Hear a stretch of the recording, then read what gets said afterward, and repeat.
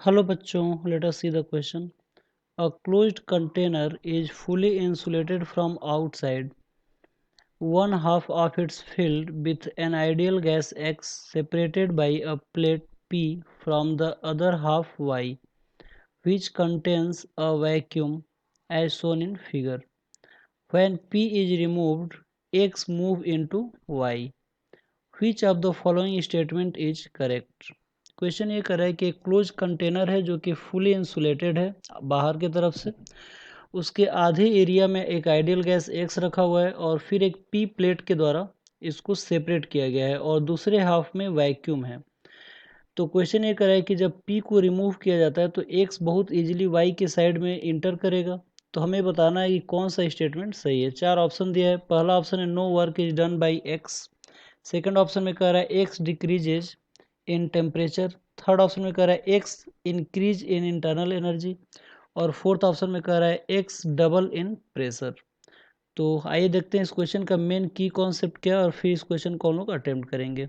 तो की कॉन्सेप्ट में हम लोग समझेंगे कि वो कौन सा ऐसा कॉन्सेप्ट है जिसके बेस पर इस क्वेश्चन को हम लोग सॉल्व कर सकते हैं। तो सबसे पहला चीज़ ये है कि ये जो क्वेश्चन है ये work done by a gas के ऊपर डिपेंड है कि अगर कोई भी गैस के द्वारा जो वर्क डन किया जाता है उसका क्या क्राइटेरिया होता है। यानी कि दिस क्वेश्चन इज बेस्ड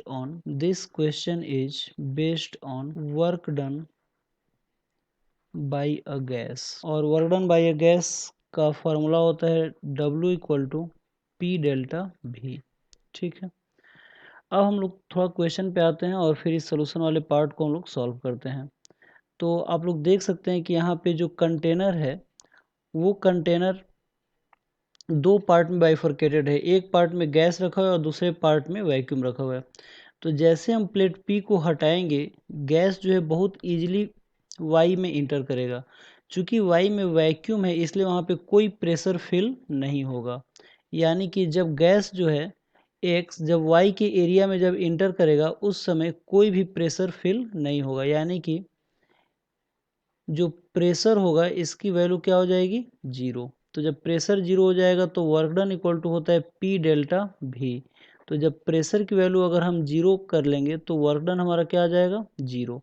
तो जो गैस वाई के डायरेक्शन में शिफ्ट होगा उसके द्वारा कोई भी वर्क डन नहीं किया जाएगा क्योंकि उसे रोकने वाला कोई नहीं होगा। और जब कोई रोकने वाला नहीं होगा तो किसी तरह का कोई फोर्स अप्लाई नहीं होगा। और जब कोई फोर्स अप्लाई नहीं होगा तो कोई वर्क डन उसके द्वारा नहीं होगा।